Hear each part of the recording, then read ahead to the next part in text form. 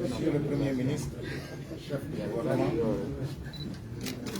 Monsieur le ministre de la Justice et des droits de l'homme, garde des Sceaux,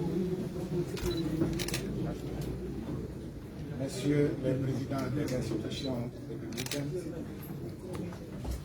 Madame le gouverneur de la ville de Conakry, Mesdames et Messieurs, chers invités,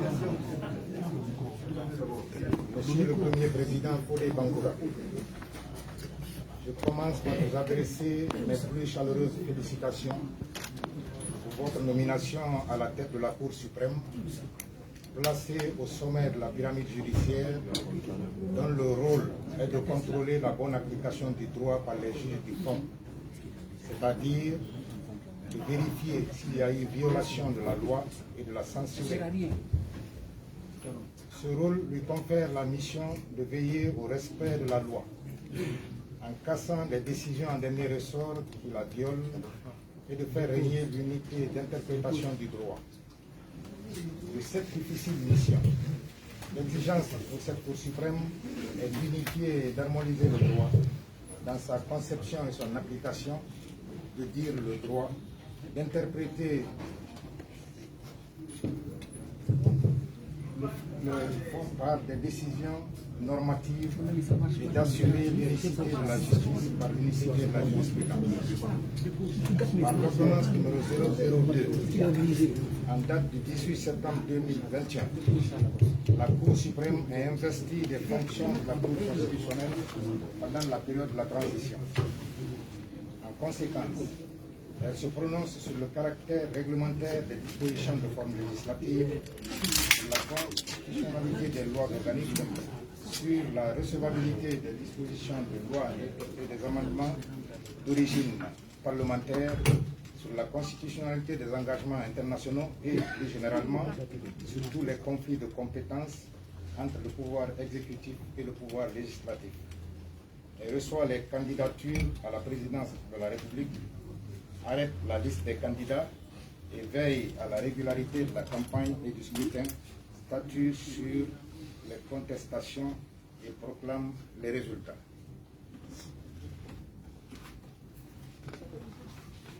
Elle reçoit le serment du président de la République et constate également son empêchement.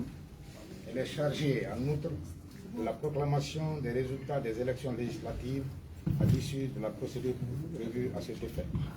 Elle est compétente en matière administrative, conformément à la loi organique 003 du 23 février 2017, pour contrôler les actes unilatéraux des autorités exécutives, de sanctionner les violations de la loi et les excès de pouvoir, et de garantir la sûreté juridique dans les relations entre l'administration et les particuliers.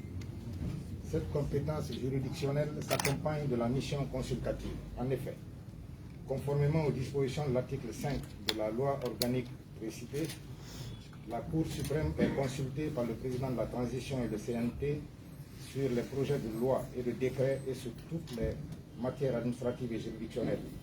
Dans ce cas, la Cour suprême siège en assemblée plénière consultative. Elle est également investie de la moralisation des finances de la République à travers la procédure de cassation des arrêts de la Cour des comptes. Elle se prononce aussi sur les demandes en indemnité formulées par les personnes mises en détention qui ont bénéficié d'un non-lieu, d'un acquittement lorsqu'un préjudice leur aura été causé. Ces diverses missions indiquent que l'œuvre de la Cour suprême doit faire apparaître la loi comme un matériau à manier en contexte et non comme un livre sacro-saint dont l'appréhension doit être littérale. C'est pourquoi la loi du 23 février 2017 a aménagé des procédures spécifiques à la Cour suprême sur diverses questions particulières. Quelles sont succinctement, Monsieur le Premier Président, les hautes responsabilités de la Cour suprême dont la charge vous incombe désormais. Je laisse en chantier deux textes importants. Le premier est le règlement intérieur de la Cour, qui attendait la nomination du procureur général pour être signé. Le second est un projet de modification de la loi organique du 23 février 2017 régissant la Cour suprême. Les présidents de chambre qui ont contribué à leur rédaction et le secrétaire général vous les présenteront. Le bureau de la Cour constitue pour vous un précieux organe consultatif.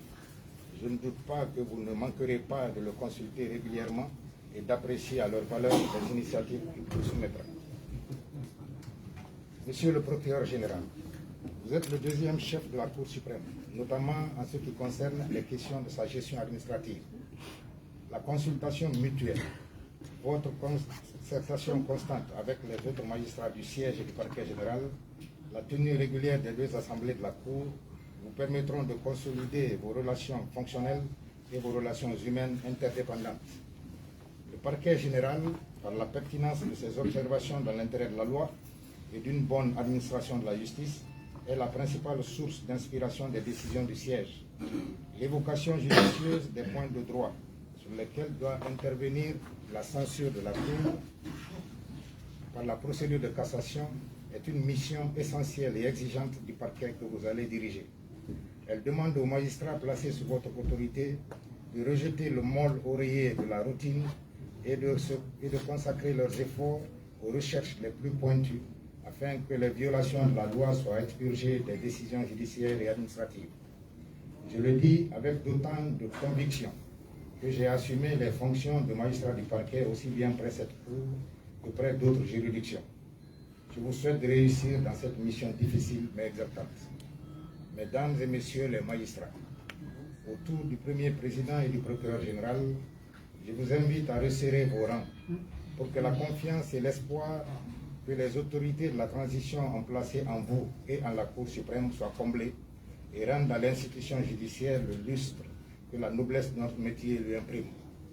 Il faut du courage, de la constance, une foi forte et une volonté inébranlable de toujours mieux apprendre, de se remettre en cause continuellement pour pousser chaque jour plus loin aux limites de savoir et de compétences. Vous y réussirez par la sérénité de vos relations, par votre solidarité et votre capacité à vous écouter les uns les autres dans l'humilité et le respect mutuel. Au plan infrastructurel, en plus de la rénovation du bâtiment principal,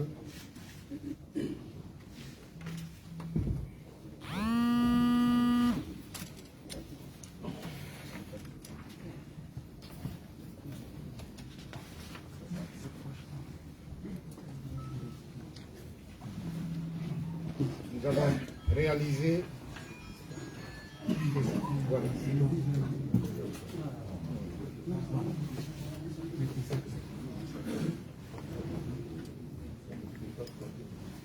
au plan infrastructurel. Excusez-moi.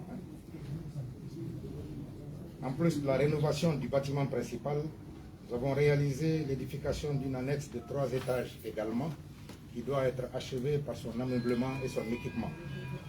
Mesdames et messieurs, c'est avec une fierté immense et d'innombrables merveilleux souvenirs que je quitte cette cour, que j'ai servi pendant plus de 23 ans, dans différentes hautes fonctions, à l'occasion de l'exercice desquelles j'ai une infinie gratitude pour tous les magistrats, tous les greffiers et tous les personnels de tout niveau, secrétaires, chauffeurs, plantons, jardiniers, gardes, avec lesquels j'ai travaillé durant les 51 années de ma carrière. Ils en reçoivent ici l'humble et chaleureuse expression. Je termine en souhaitant à tous les magistrats de Guinée, quelles que soient les fonctions de chacun, une carrière bien remplie. Je prie Dieu Tout-Puissant de guider et inspirer toutes les autorités de la transition, en particulier son Excellence Monsieur le Président de la Transition, Président du CNRP, chef de l'État, le colonel Mamadi Doumbouya, pour l'accomplissement de la mission de refondation de l'État et pour le retour de notre République à une vie démocratique et constitutionnelle, source de progrès social et de développement à laquelle le peuple de Guinée aspire si ardemment. Je vous remercie.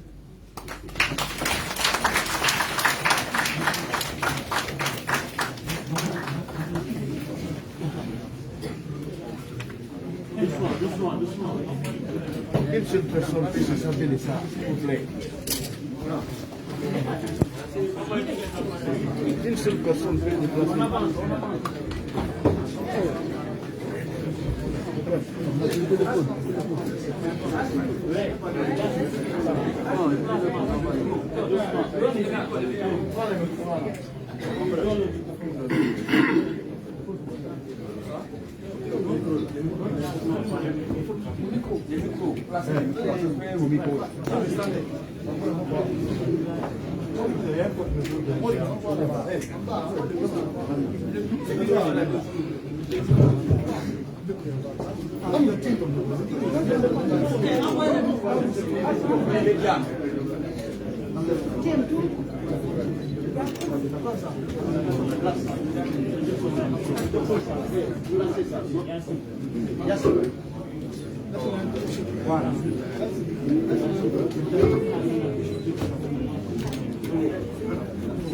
Jonas, donc à placer ça là.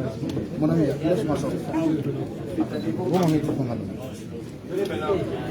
Japonais. Non, mais tout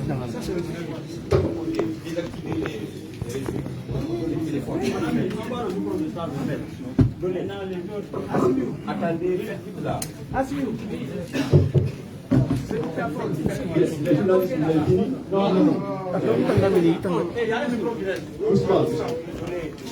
Voilà, c'est la celle là. Essayez pour moi.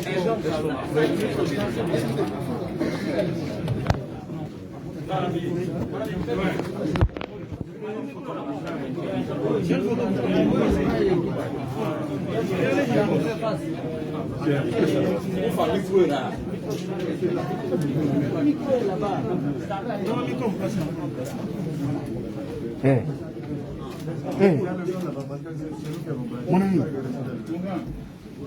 le micro là.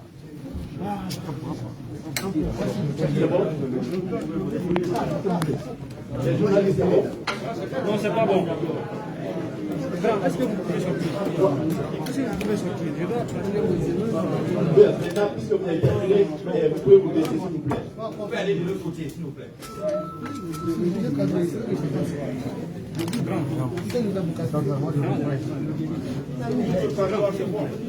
Je ne reste pas ici.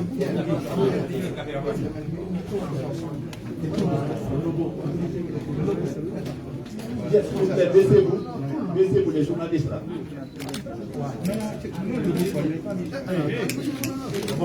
Bien, on continue.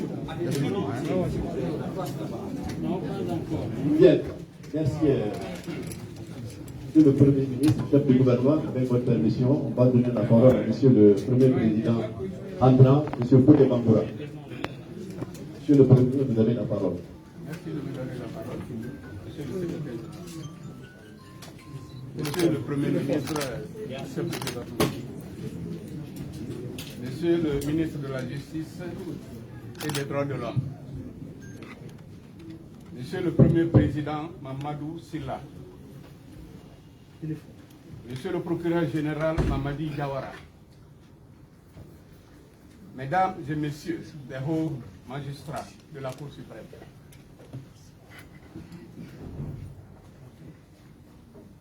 la très haute fonction à l'exercice de laquelle je viens d'être appelé par Monsieur le Président de la Transition, Président du CNRD, est bien celle de Président de la Cour suprême de la République unie, la plus haute juridiction en matière administrative, judiciaire et des comptes de l'État.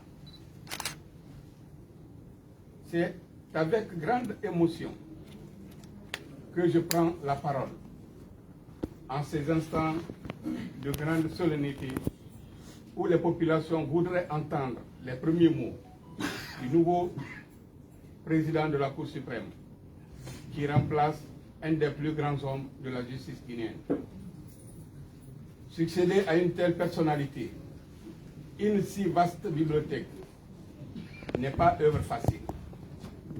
Avoir été président de la Chambre nationale d'annulation, président de la Chambre judiciaire de la Cour suprême, procureur général près la Cour suprême, ministre de la Justice, garde des Sceaux, premier président de la Cour suprême, pour ne citer que ces plus récentes fonctions, donne une certaine idée de la grandeur de l'homme.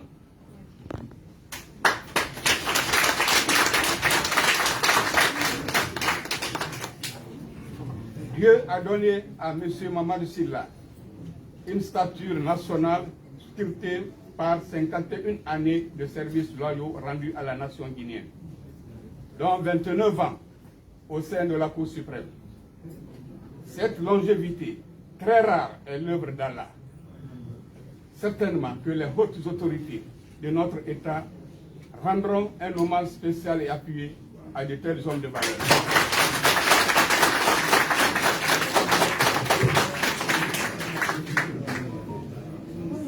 En effet, aucun magistrat n'a eu la prérogative d'avoir été itérativement chef de la haute juridiction de cassation, ce qui fait de M. Mamadou Sylla digne des meilleures éloges et pourquoi pas les plus hautes distinctions de l'État.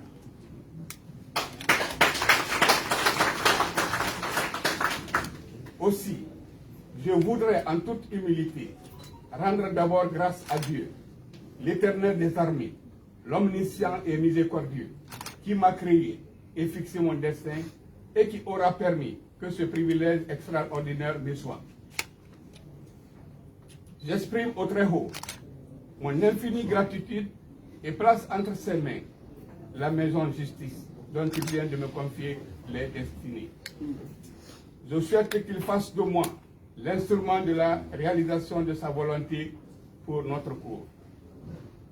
Mesdames et messieurs les membres de la Cour, distinguées personnalités ici présentes, mesdames et messieurs, comment, après Allah, ne pas exprimer chaleureusement toute ma reconnaissance au président de la transition, président du CNRD, président de la République, chef de l'État, son Excellence colonel Mamadi Doumbouya, de m'avoir fait l'honneur en m'appelant à occuper ce poste imminent de président de Cour suprême, placé au sommet des cours et tribunaux, investi du pouvoir judiciaire et de la fonction de principal organe consultatif du président de la République. Je lui dis naturellement, simplement et modestement merci. Merci de la grande confiance ainsi placée en ma modeste personne. Veille Allah Tout-Puissant, m'armer de courage et de constance pour honorer les obligations attachées à cette redoutable fonction au moment de refondation de l'État.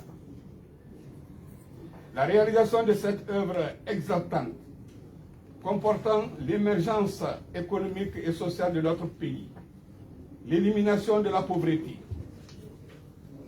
des inégalités, la primauté du droit, exige que la Cour suprême tienne le fil à plomb et le niveau, afin que la construction de l'édifice, dont le plan est tracé à l'aide du compas et de l'équerre, tenu par le président de la transition, soit droite et parfaite en tous ses angles. Merci aussi à tous les responsables, aux membres du CNRD et du Conseil supérieur de la magistrature qui, conformément à la loi, ont émis leur avis sur le dossier de ma nomination. Monsieur le Président Mamadou Sylla, vous avez fait allusion à des chantiers et projets de tests auxquels mes collaborateurs et moi, je vous en donne ma parole, nous allons nous atteler dans l'esprit de continuité d'État et de mutabilité, selon l'évolution des lois de notre République démocratique, laïque et unitaire. Une juridiction comme la Cour suprême a des traditions qu'elle doit perpétuer. Je m'y engage solennellement, avec la détermination de donner un véritable sens à l'idée chère à Monsieur le Président de la République que la justice demeure la boussole des mutations sociales et économiques dont la réussite de la transition doit être l'augure heureux. Je compte sur Monsieur le Procureur général, Mesdames et Messieurs les présidents de chambre, les conseillers et les avocats généraux, afin que la Cour suprême réalise avec brio ses missions et toutes ses missions. Mesdames et Messieurs de la Cour, distingués invités, Mesdames et Messieurs, notre société a une ambition pour la justice, une ambition pour ses juges. La contrepartie de cette ambition est une exigence sociale renforcée vis-à-vis des juges, dans leur formation, leur pratique, leur éthique, leur régime de responsabilité. Seule la réponse à ces exigences peut fonder la légitimité et la place renforcée du juge dans la société. Excusez-moi. L'impartialité, la compétence, l'humilité, le respect des justiciables devront imprégner notre pratique professionnelle quotidienne à tous. Car faute de respect de ces exigences, nos décisions et le pouvoir qui leur est inhérent apparaîtraient vite inacceptables. J'entends conduire mon mandat autour de cette vision. La Cour suprême, plus que jamais, juridiction de cassation, de jugement en premier et dernier ressort en matière administrative, rend des arrêts attentivement scrutés par les professionnels de droit, les parties au procès et l'ensemble de nos concitoyens. Ces arrêts doivent être rendus non seulement dans les meilleurs délais, mais également en quantité et en qualité.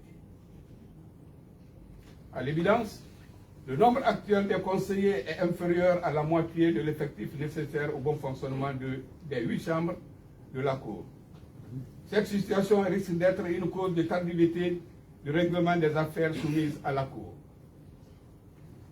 L'insuffisance du nombre de locaux abritant les bureaux constitue, elle aussi, une cause de tardivité.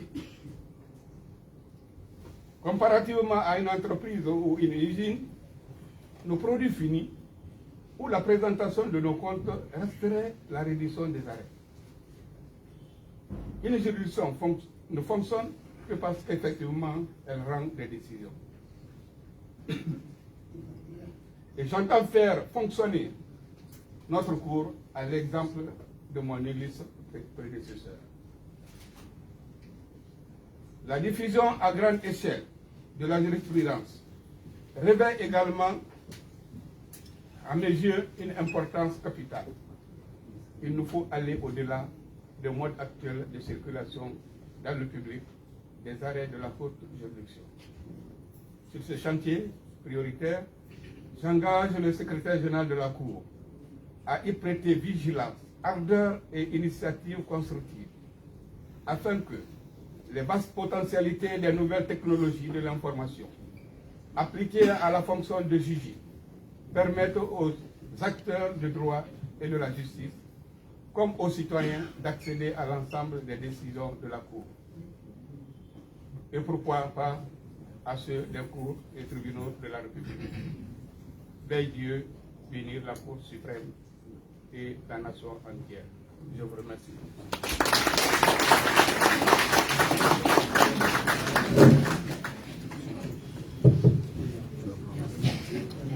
Bien.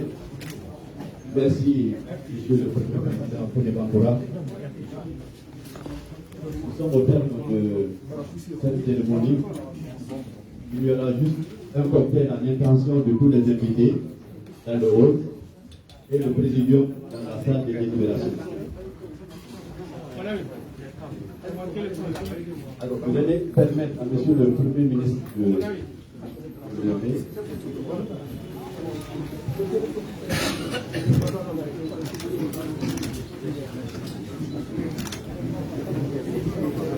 C'est à moi. Bon, il va avoir un téléphone. Sadio.